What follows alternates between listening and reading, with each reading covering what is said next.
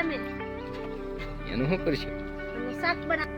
Hello મિત્રો, કેમ છો બધા? મજામાં છો? મજામાં દશો તો બધાયને જય માતાજી, જય સાઉન્ડમાં. તો નવા હોય તો લાઈક શેર સબસ્ક્રાઇબર કરતા જજો. શું કહેતી તું? હું કહેતી એમ, આજ ફણસનું શાક બનાવવાનું છે આપણે. તો હાલો તો પેલા તો ફણસ તોડવા જઈ. ફણસ તોડી લીધું છે મેં. એનું શું કરશું? એનું શાક બનાવવાનું છે. શાક બનાવવાનું છે? હા, તો કેમ બને કેમ નહીં? ઈ તો કેમ બને કેમ નહીં ઈ તો છે ને મારે ઓનલાઈન જોવું જોઈએ. મને ખબર નથી, આ પેલું વેલું તળ્યું મેં તો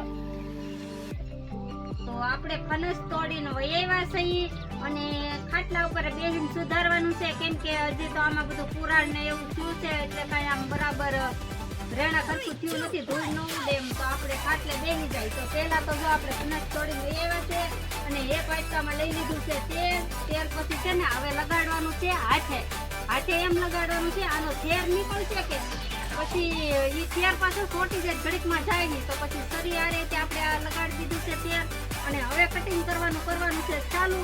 અને મારાથી કટિંગ થઈ જાય તો વાંધો નહીં આવે.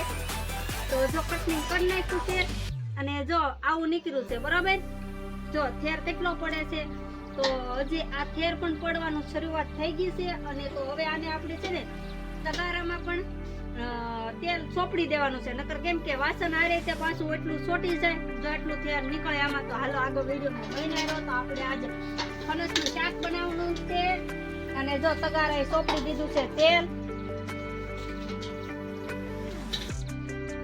અને હવે આપણે કટિંગ કરી દઈએ ચાલુ. આને વાર તો બહુ લાગશે જ આમાં કટિંગ કરતા, કેમ કે ફણસ પાછું છે આવડું મોટું જબર.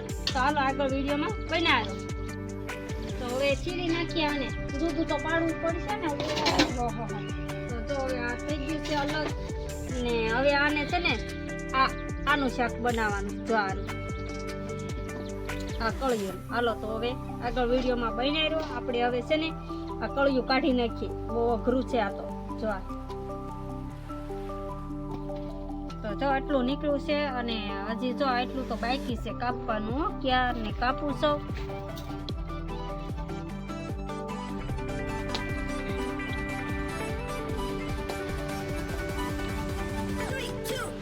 આઈ કહ્યું નથી.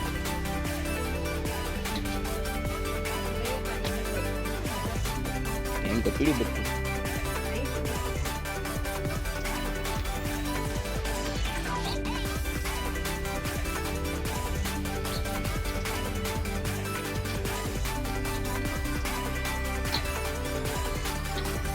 હવે આમાંથી ફણસમાંથી આપણે કળી કાઢી લીધી અને હવે છે ને અને કાઢવાના છે આપણે બી.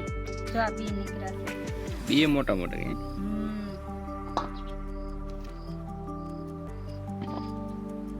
તો જો આપણે સરસ મજાના આમાંથી બી કાઢી નાખ્યા છે. અને બી કાઢ્યા પછી આપણે હવે આને ધોઈ નાખવાના છે. તો હાલો તો ધોઈ નાખીએ.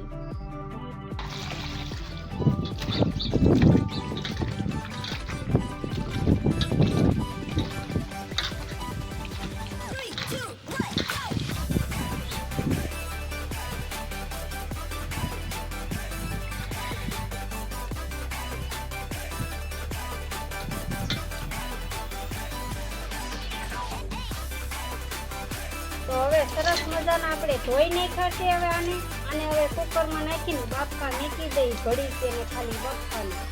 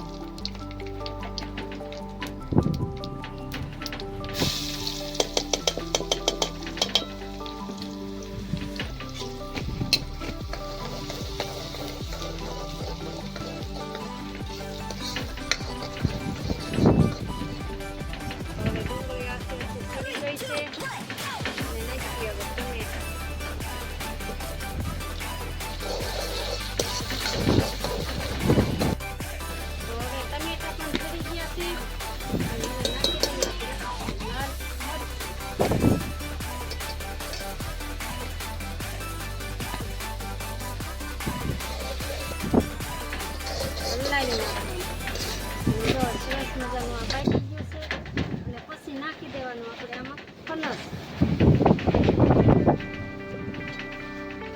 હવે નાખી દઈએ આપણે